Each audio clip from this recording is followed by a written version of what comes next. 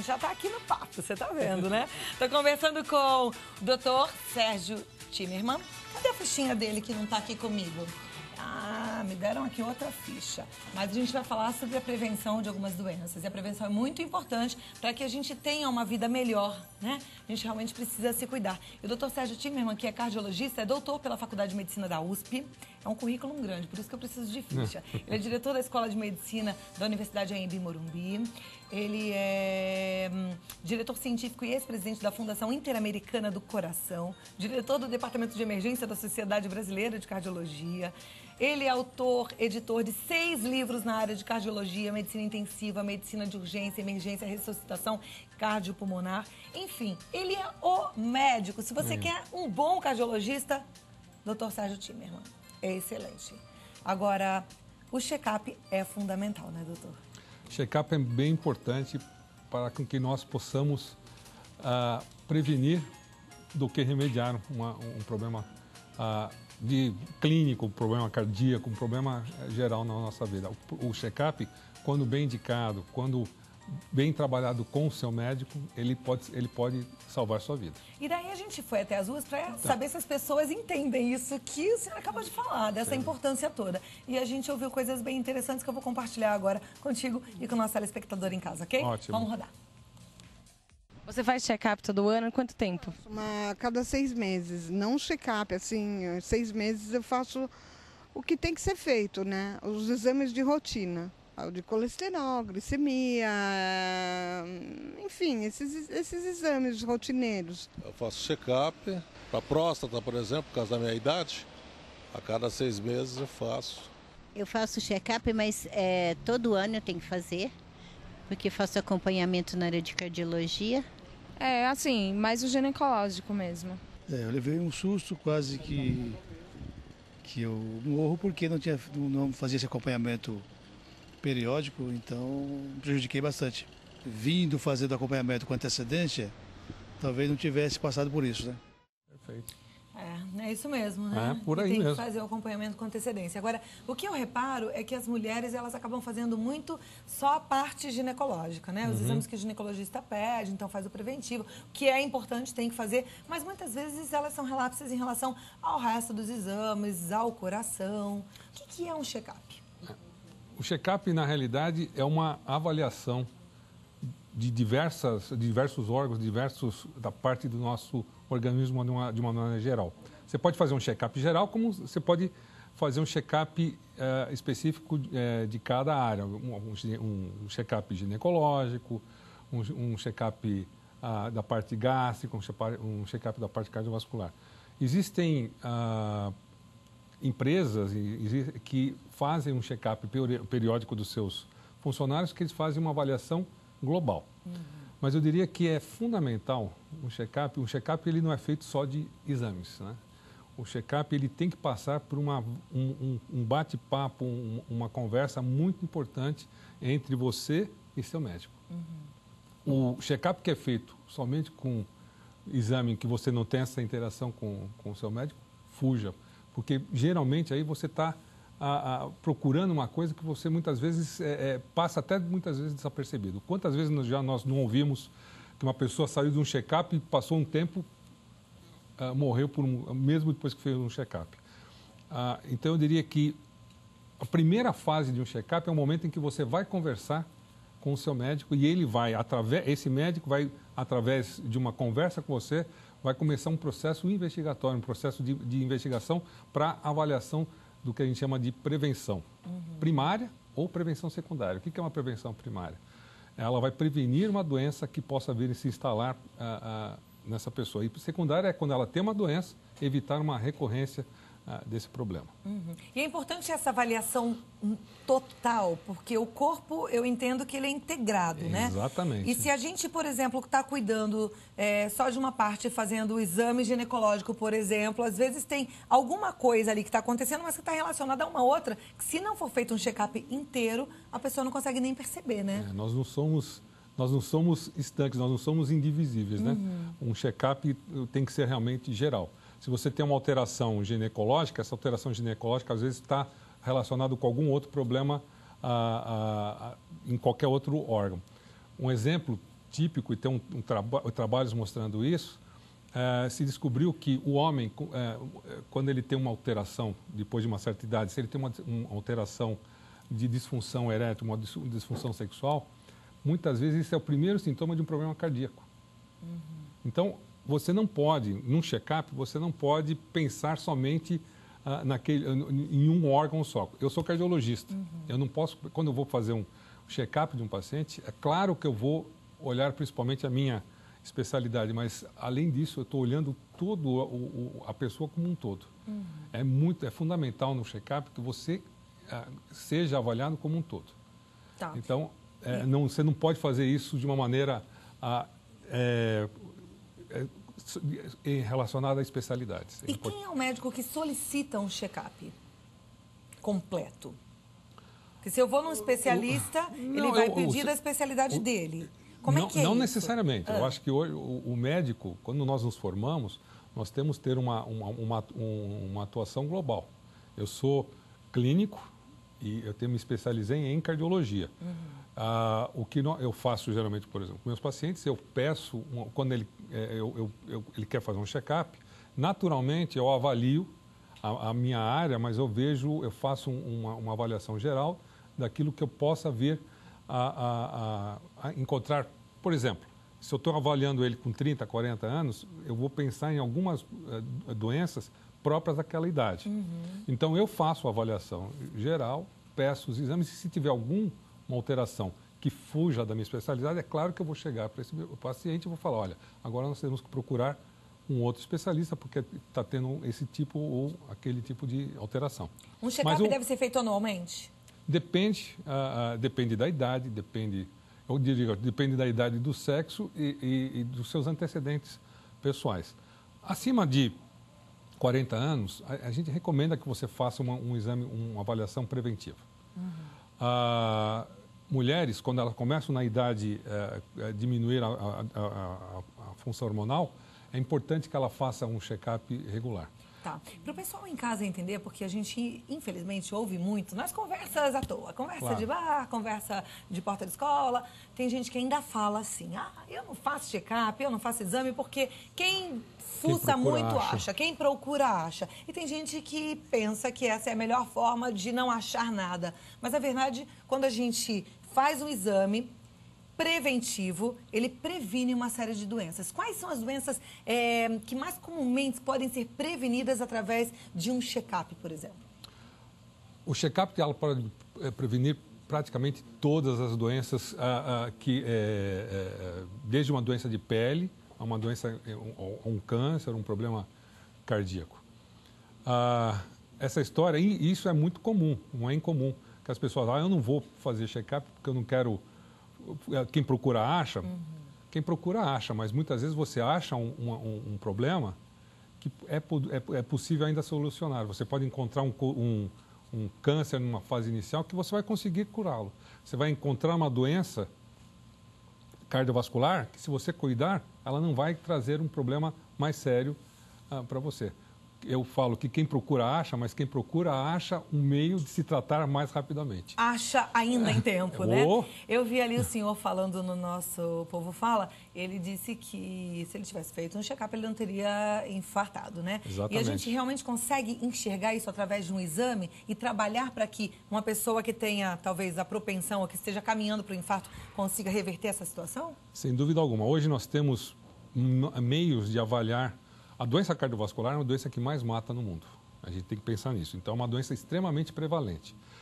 Hoje nós temos condições, já numa conversa, numa simples conversa, um exame clínico apurado, você já tem condições de detectar uma série de alterações. Se você tem um antecedente familiar, é claro que você vai ser mais ainda agressivo nesse tipo de análise. E hoje nós temos, além disso tudo, nós temos exames que nos dão muita tranquilidade em relação ao diagnóstico e o prognóstico e a prevenção dessa doença. Maravilha. Então, eu falo que as pessoas hoje só morrem do coração se quiserem, mas tem que prevenir, tem que procurar a prevenção. Perfeito. Eu tô vendo que a gente já tem perguntas de telespectadores que querem tirar algumas dúvidas de cardiologia e querem aproveitar a sua presença aqui no programa para saberem um pouquinho mais sobre o que está deixando as ansiosas. Então a gente volta daqui a 2 minutinhos para que você possa responder essas perguntas, tá bom? Obrigado. Estou conversando com o Dr. Sérgio Timerman. Se você também quer participar do programa, se você quer enviar sua pergunta, 0 operadora 11 2202 8432 ou através do nosso e-mail vidamelhor@redevida.com.br. Volto já, doutor. Estamos de volta com Vida Melhor, pensando na sua saúde. Dr. Sérgio Timerman, cuidando do seu coração.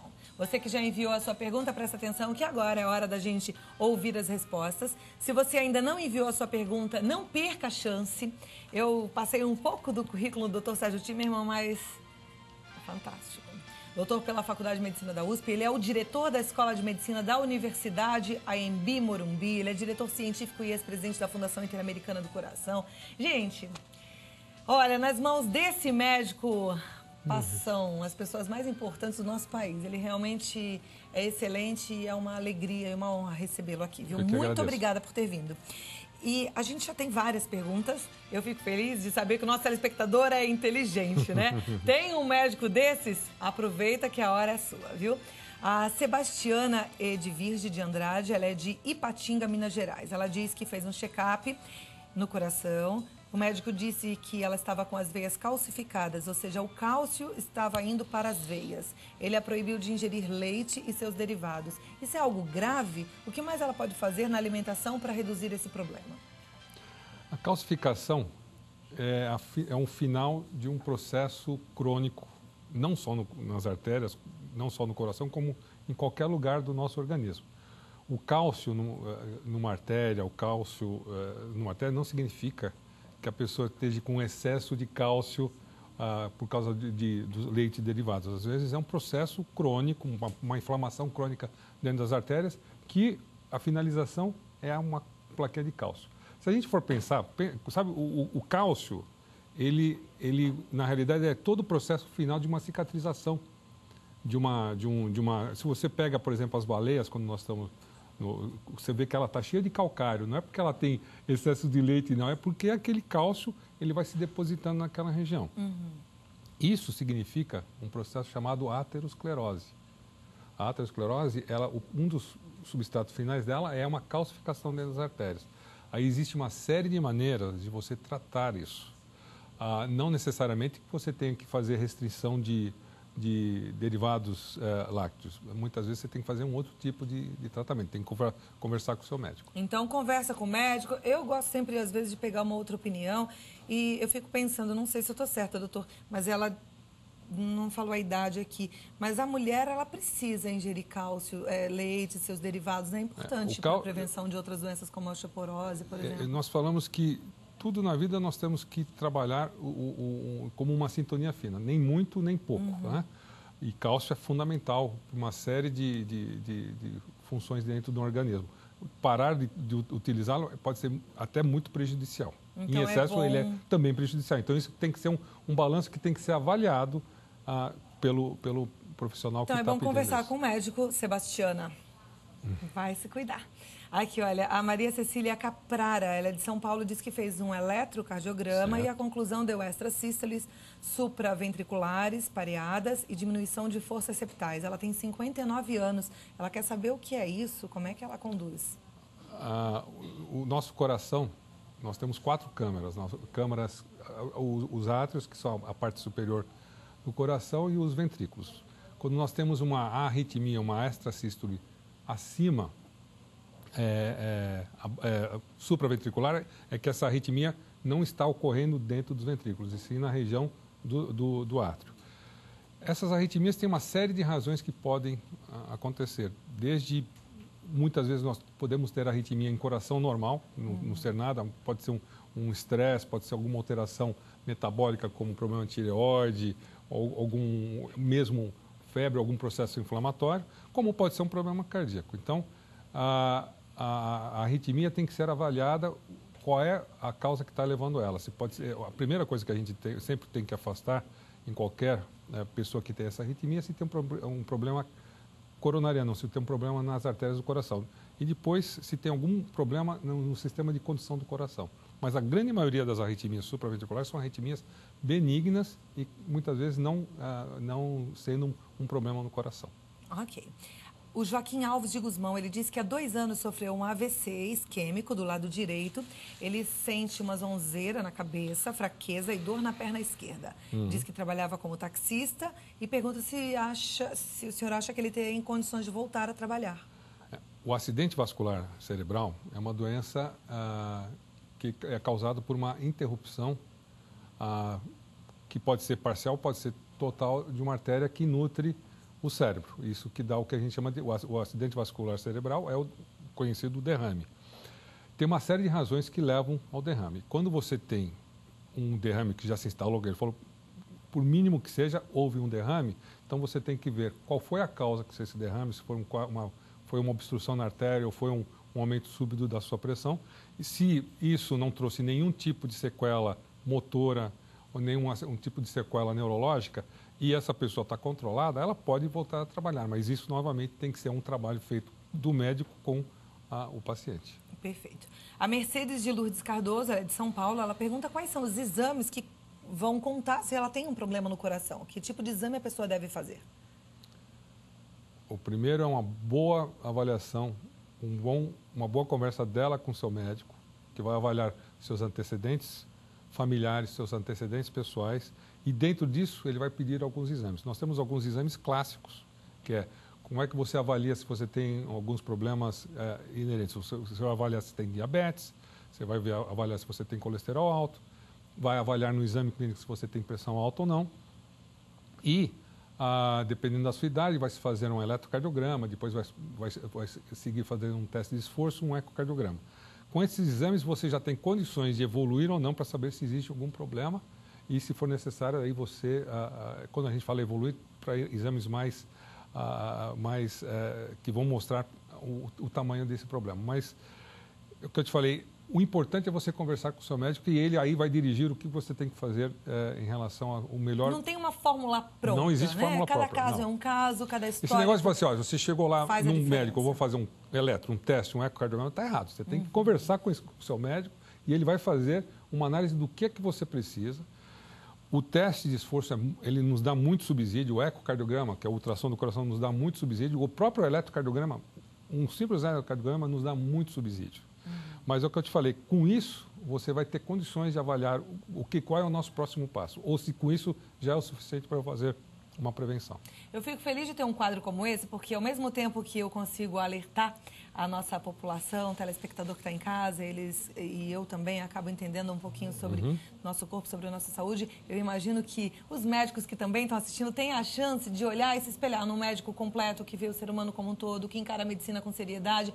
Isso é muito bom. Para mim, como jornalista, é muito gostoso quando eu ligo a televisão e vejo uma jornalista que leva o trabalho dela a sério. E aí é um espelho, né? A gente tem uma vontade de fazer cada vez melhor. E eu realmente acredito que você que é médico que está assistindo agora, olha o doutor Sérgio Timerman e fala assim, puxa, será que hoje eu fiz isso no meu plantão? Será que eu atendi com essa excelência, com esse cuidado com o todo? Eu realmente desejo que seja assim, porque a nossa população precisa de médicos sérios que olham o paciente com esse carinho.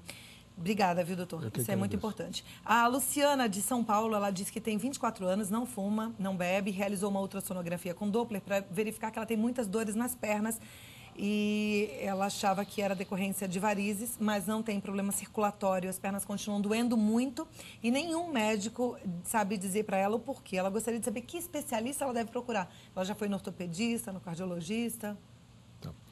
O ultrassom, pelo que eu entendi, ela não teve nenhuma alteração e ela tem tido dores na perna. Ela tem que procurar um clínico geral, um clínico.